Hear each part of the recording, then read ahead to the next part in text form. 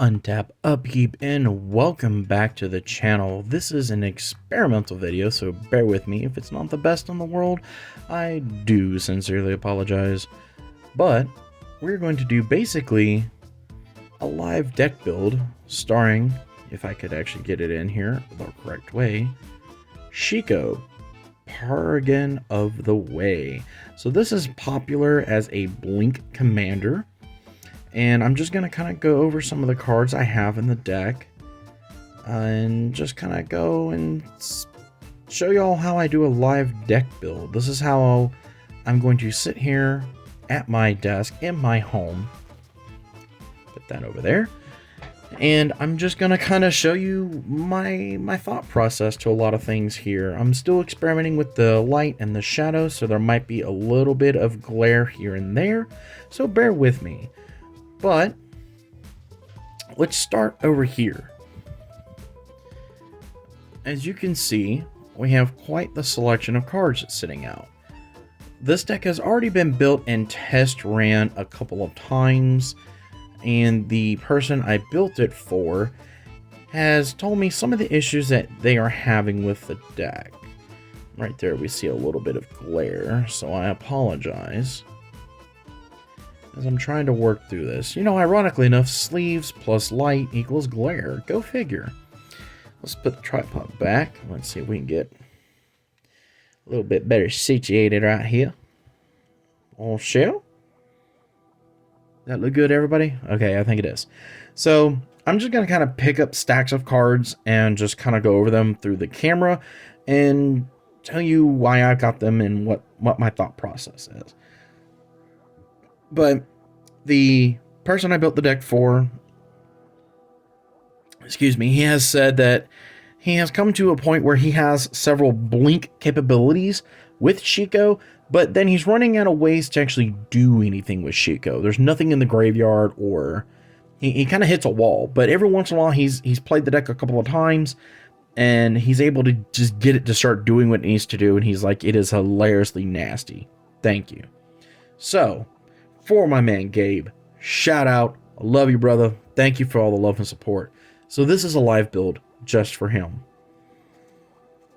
Let's start off, shall we? So for our board wipes, we are playing Expel the Interlopers. So choose any number between 0 and 10. Destroy all creatures with power greater than or equal to the chosen number. So we're not very creature heavy. So we could probably choose 1 or 2 and destroy pretty much everything else. It's just a pretty wonky board wipe to have in here, and I thought it'd be kind of funny. The next way we can interact with the mass board is, of course, Aetherize. So return all attacking creatures to their owner's hands for 4 blue mana. We love to see it. And it's so shiny and pretty. I love it. Our last board wipe, I'm only running 3. I typically only run 3 or 4 board wipes in my decks. That's just kind of a personal thing. It's hard, guys, gals, non-binary. It's really hard to pick, you know, the right number of board wipes, if you will. But we're going to run Day of Judgment in here just to generally destroy every creature on the battlefield. And just, we don't care. All poo-poo. Bye. Gone. See you later. So that's our board wipe package. I just figured I would start with that. Let's move on to our ramp package and just kind of see where we're sitting here as well. It's pretty standard. You're going to see, you know, we got our Arcane Signet, our Commander Sphere, our Mind Stone. Burnished Heart is really nice in this deck because of the way that Shiko works. When this thing is sacrificed, you can play Shiko, get a token copy of it, and ramp again. We like that. Of course, there's the Soul Ring. Knight of the White Orchid. Kind of catch-up ramp. If somebody's ahead of us in mana, we're able to get this and do it again. And the Paragon of the Way, Shiko, will allow us to get this back if it dies, and we can catch-up ramp some more later in the game. So we can always chump block with it. Felwar Stone, pretty self-explanatory. Signet for Is It, Solemn Simulacrum, or the Sad Robot. Isn't it so pretty? I love this foiling. Azorius Signet is the last of our ramp package. We're not too heavy on the ramp. I have some changes I'm going to make to the deck to help out our friend Gabe. And we're going to kind of see a little bit more of... Let's get down here a little bit. Work with me here. There we go. We're going to see some of the changes I have suggested for the deck. And we're going to hopefully make the deck just run a little bit smoother. Bear with me here. As we continue to move forward. So this is what I like to call my interaction pile. When I'm out here building in the wild, so to say. This is a stack of cards that I generally put over here. This will include creatures as well. Planeswalkers, things like that. Anything that can disrupt my opponent. So we have an offer you can't refuse. It's, you know, counterspell. It's always good. Invert polarity. So for 2 blue and a red, we get this instant that says counter, choose target spell. Then flip a coin. If you win the flip, gain control of that spell, and you may choose new targets for it. If you lose the flip, counter that spell. So either we're going to take that spell and use it for our own, or we're just going to straight up counter it. There's no lose here. Maybe there is if we're like, you know, we really needed that ramp spell to kind of get ahead a little bit here. So that might be a little bit of a downside, but, you know, overall, it's not going to be that bad. Hey, camera, stop.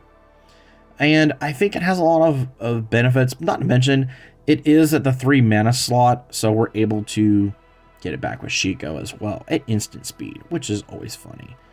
Path to Exile, exile a creature. Borrow's Charm can protect our battlefield, which is something we really, really like.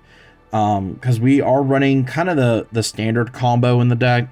So we have a little bit of fragileness to us, and this will help solidify that a little bit. Chaos Warp allows us to shuffle something back into the deck. Swords, we're able to remove something. Dawn's Truce is a funny one to have here. So let me get everything situated a little bit better here. So Dawn's Truce. Instant speed, 2 mana, gift a card. You and permanents you control gain hexproof until end of turn. If the gift was promised, permanents you control also gain indestructible until end of turn. So this is a board wipe deterrent, if you will. We're able to protect our battlefield at the cost of giving somebody a card. We don't mind that too much because, well, we're just here to do our thing. This is not the most powerful version of Shiko. It can be a lot stronger, and I have some cards I'm gonna put in to make things a little bit better, or at least experiment with. Cathar Commando has Flash as a 3/1 blocker, but also we can pay 1 to yeet it to the graveyard and blow up an artifact or an enchantment. By the way, its mana cost is less than 3, which means our wonderful dragon Shiko can get this back when it enters the battlefield. Now, it is just, you know, a one-time use, basically, because it's going to be exiled, and we're getting a token copy of it. That's the way Shiko works, but it could be beneficial. Refute, I thought, would be a really nice counterspell for the deck. So it counters a spell, and then we could draw a card and discard a card, so it helps fuel our graveyard.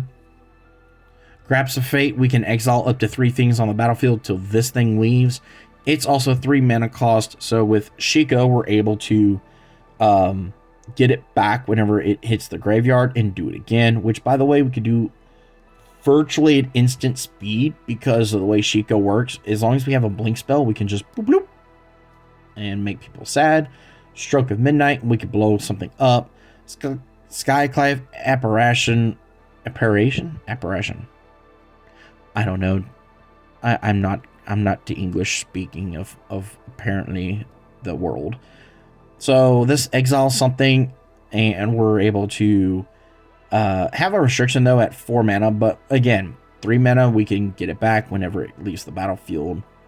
And that's kind of the end of our, what I like to call interaction package. We're not too heavy on interaction, not in that aspect, because we're able to basically double spell later in the game, since our commander gives everything the ability to come back. So we have a lot of versatility there. Hey, camera, focus. Hey, focus. Thank you. Let's look at some of our draw discard capability and some of the things that might come out. Like this one, for instance, Charming Scoundrel.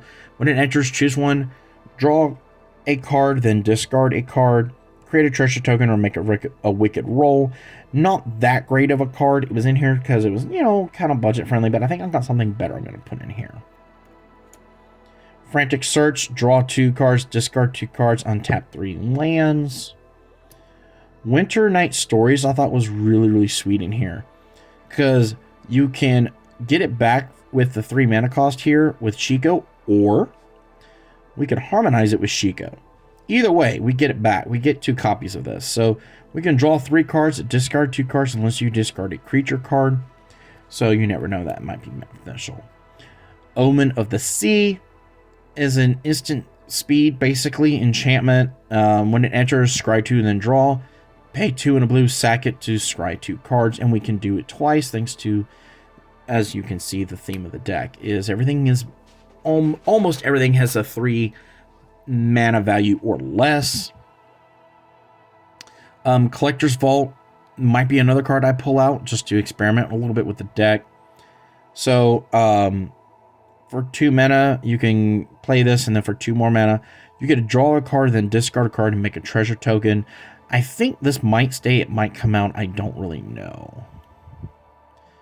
Otherworldly Gaze, it also has flashback, so we can get it back a couple of different ways. But for 1 blue mana, look at the top 3 cards of your library, put any of them into your graveyard, and the rest back on top of your library in any order. So for instant speed, we could probably get like Dawn's Truce, or an Offer You Can't Refuse into the graveyard, blink Shiko, and maybe interact that way. Even Boros Charm, things like that. Opt Scry and draw a card. Preordain, Scry 2, then draw a card. Stock Up. If you know Standard, you know this is a bomb of a card. And the fact that it's, again, at 3 mana, we're able to do it again with Shiko, and we love this capability. And I love it as a foil. It's so pretty. But for 3 mana, look at the top 5 cards of your library. Put 2 of them into your hand, and the rest on the bottom of your library in any order. Very, very versatile card. Very good, and we like it. Next up, we have Curate. So for 2 mana, this says, look at the top 2 cards of your library. Put any number of them into your graveyard, and the rest back on top of your library in any order. Draw a card. So it has a way to help us draw cards, but at the same time, we are able to fill our graveyard a little bit, so we like that capability. So I'm pulling these out because they're cards that I might take out in order to help fuel the graveyard a little bit. And we'll see kind of where things go, because I have quite the selection. And I will hope that you all get to help me make that selection later on. You should tell me what I should and should not have pulled out of the deck at the end of the video. This is Kitsa, Otterball Elite. If you're playing Standard, you know what some of these cards do. Has Prowess, Vigilance, we don't really care. We can copy an instant or sorcery spell, only if it's power 3 or greater, so may become relevant, maybe not. But predominantly, we can draw a card and then discard a card by tapping this. So this might be something that comes out and places something a little bit better. I haven't quite decided yet. Mainly because of the fact that I do like the loot capability of it, but it is a creature. So we have to wait until it doesn't have Summoning Sickness. So I don't know. I'm on the fence with this one. Kiara, when she enters, draw 2 cards, discard a card. And then we can make something, we can make a big blue dumb octopus whenever we attack, as long as we have Threshold. So that's not bad. Doorport Mage, or Doorport, something like that. Whenever one or more other creatures you control leave the battlefield without dying, draw a card. Return another target creature card you control to its owner's hand by paying 1 in a blue and tapping it. I haven't decided if this is actually good or not, so I don't know. Monument to Endurance, I mean, this is backbreaking. It's For this comes out before our commander, and if it stays, which by the way is so gorgeous as a foil, isn't it? It says whenever you discard a card, choose one that has been chosen this turn, draw a card, create a treasure, or everybody loses 3 life. That is my opponent. So hopefully we can get some of the looting effects going on here. And even if they blow it up, we have Shiko to get like a token copy of it at least, and maybe we can do something with that. Next up, we have Vega of the Watcher. So whenever you cast a spell from anywhere other than your hand, draw a card. Newsflash, Vega triggers thanks to our commander, because our commander says you exile that permanent and then you cast it and make a token copy of it. So Vega triggers. Love it. Get back in the shot here. Lauren of the Third Path. ATBs blow up something that's an artifact or enchantment, and then me and another opponent get to draw a card. I don't like that capability. I do not want to give my opponents cards. So this might be a change as well. And then there's the FOMO, if you're missing out. When it enters, discard a card, then draw a card. And whenever FOMO attacks for the first time each turn, if 4 or more card types are among cards in your graveyard, untap target creature. After this phase, there's an additional combat phase. This might be another one that actually comes out though.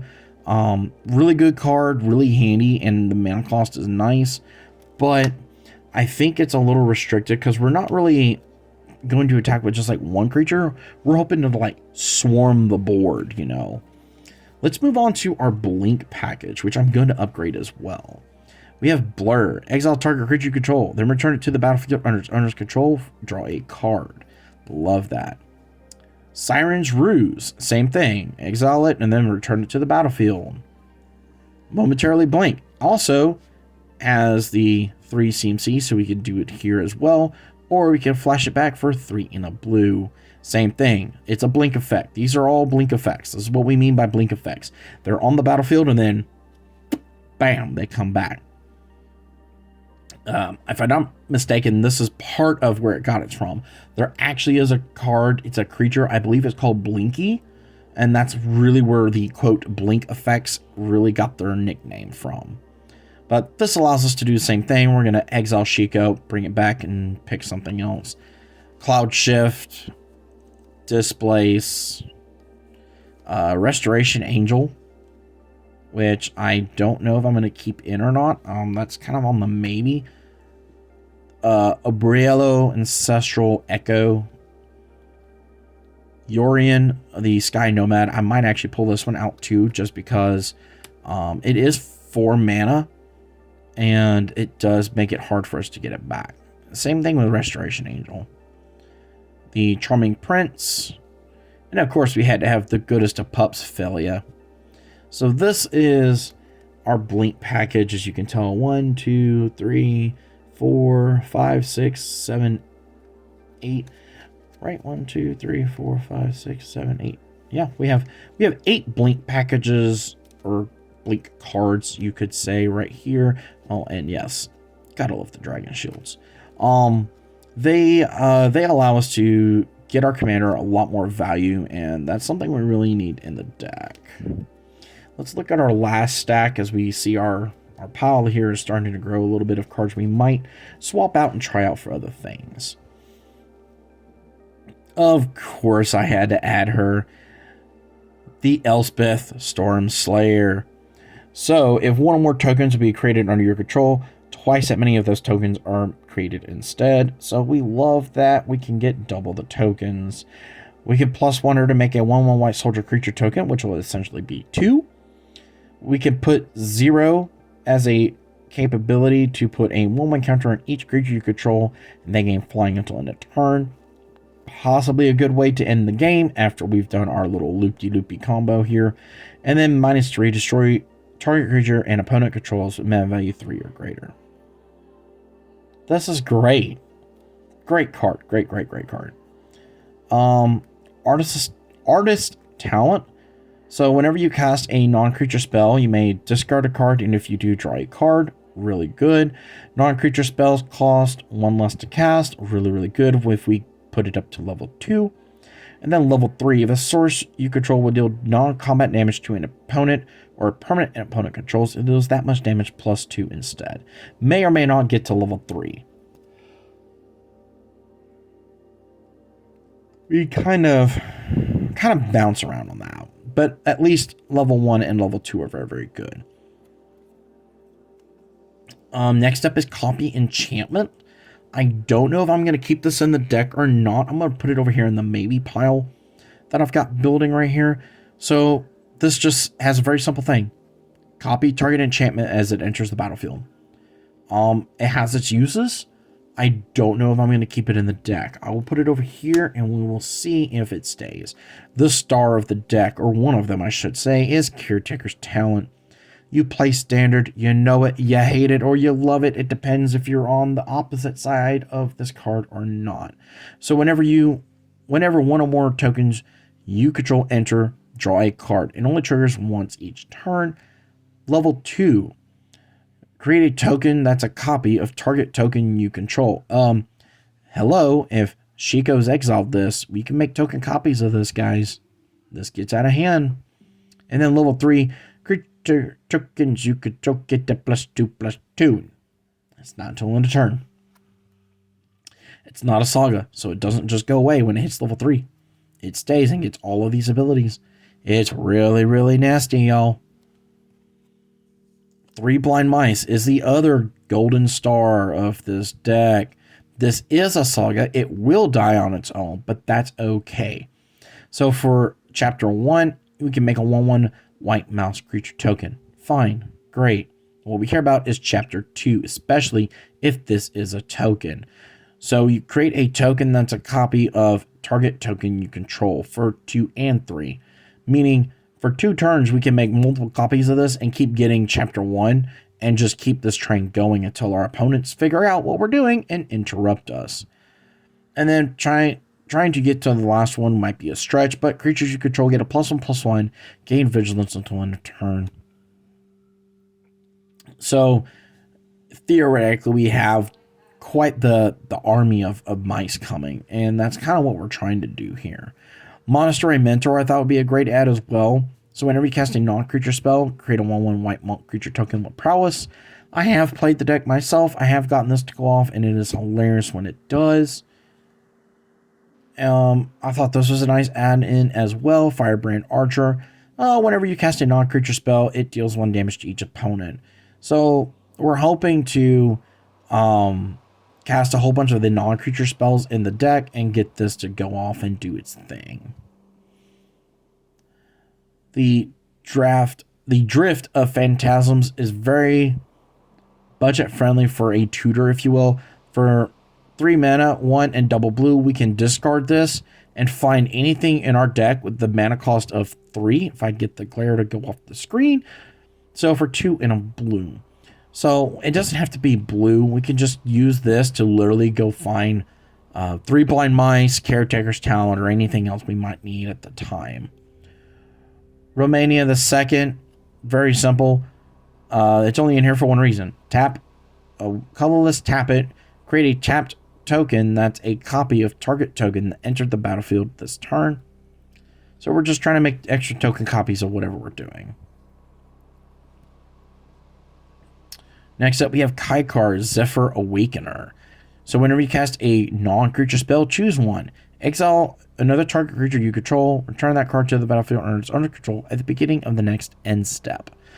So we can use this to blink Shiko and keep it safe from board wipes or whatever. Then we have the other ability, which is create a 1/1 white spirit creature token with flying. So as you could tell with this build, I'm trying to go wide with creatures as well as protect everything. It's a little difficult, but it's fun. 12th Doctor, the first spell you cast from anywhere other than your hand has demonstrate each turn. So as you cast that spell, you may copy it. And if you do, choose an opponent, they also get to copy it. So we can demonstrate all of our spells and already get 2 copies of them. But if we do, somebody else does as well. So we have to be very careful who we pick. And then whenever you copy a spell, put a 1/1 counter on the 12th Doctor. So that's what we're looking at. We're making tokens, we're making copies of stuff, and Elspeth is just a nice supercharge for the deck. Let's look at our stack here. So, try and get everything in the shot.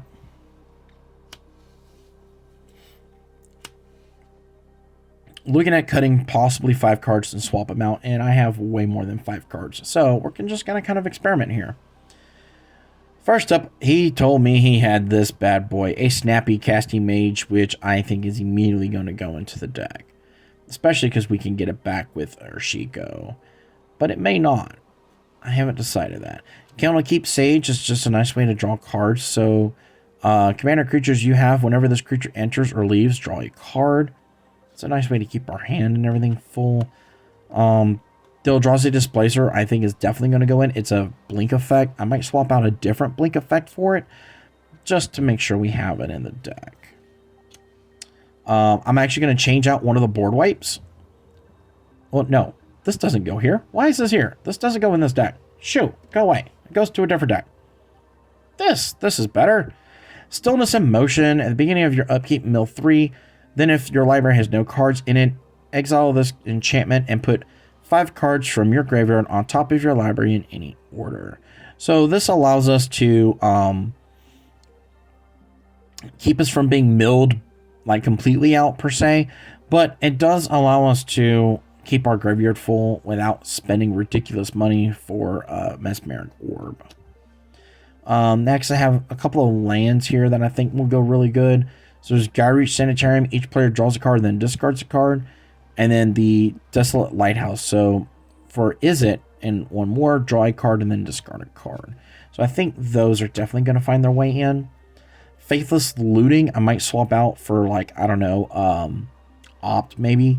So we could draw 2 cards and discard 2 cards. And it has flashback, so we like that capability.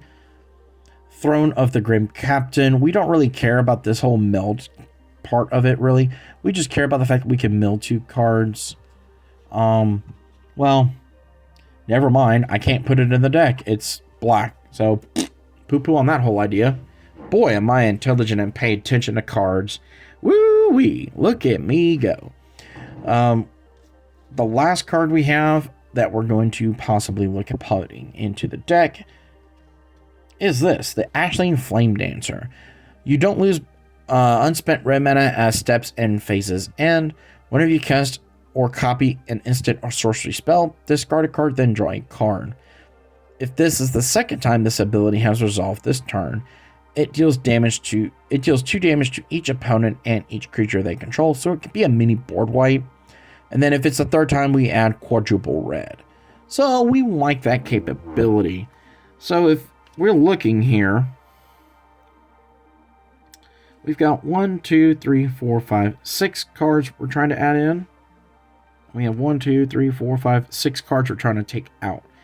I think I'm going to leave Copy Enchantment, but I'm going to go through, bear with me just a moment, and find Opt. I think Opt is a good one to take out.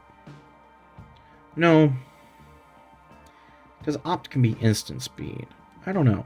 We'll try Preordain. How about that? Let's try Preordain. Let's keep Copy Enchantment in the deck, because I think Copy Enchantment has a lot of value. So we're going to swap these out real fast.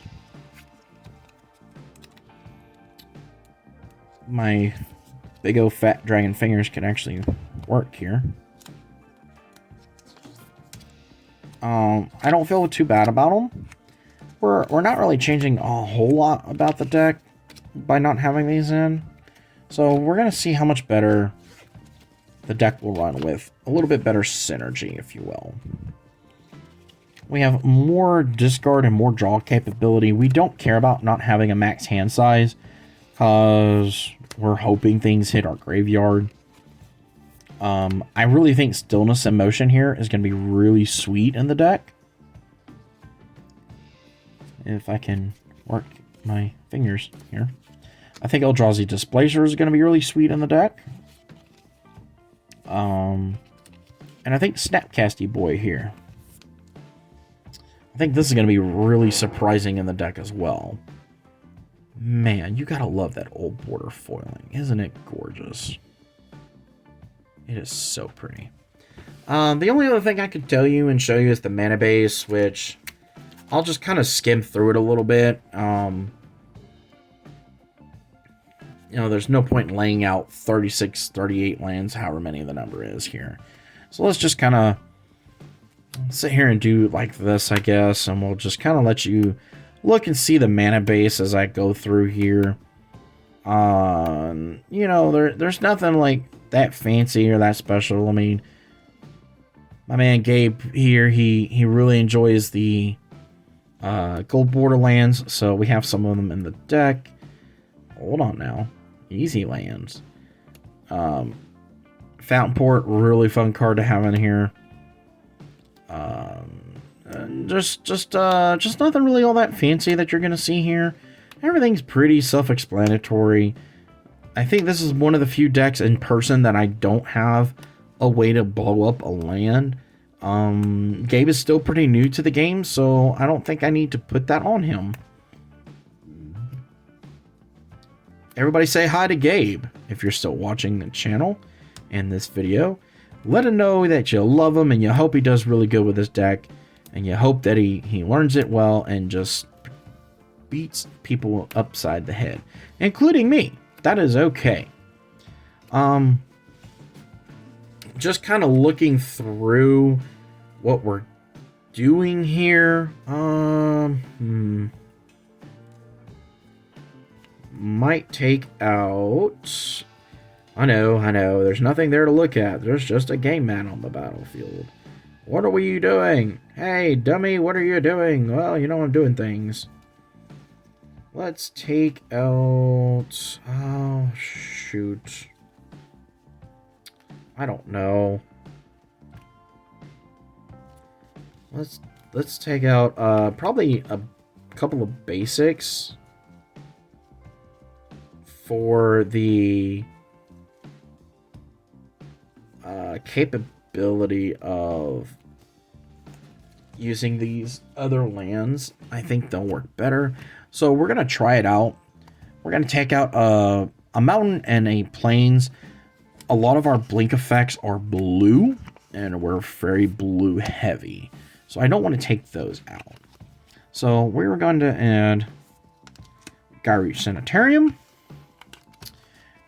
and the Lighthouse, and we will see how our dear friend Gabe fares with his newly improved Shiko, Paragon of the Way. So let me know in the comments below if this is a deck that interests you, and if I need to build this online so you have a deck list. And let me know if this is something you would be more interested in seeing, is a literal live deck build of me sitting in my home and just building decks, because that's what I do. I enjoy building decks. I think it's fun, and we'll see if we can't figure some better things out. Let me know how everything came through. Is the volume okay? Did the picture quality come out good? Leave me some love. Like, share, comment, do all the things that make YouTube happy. And remember, I've been the Buddha Dragon. Don't forget, rub that belly for mana, and may your games always be filled with magic. Until the next time, peace out, y'all.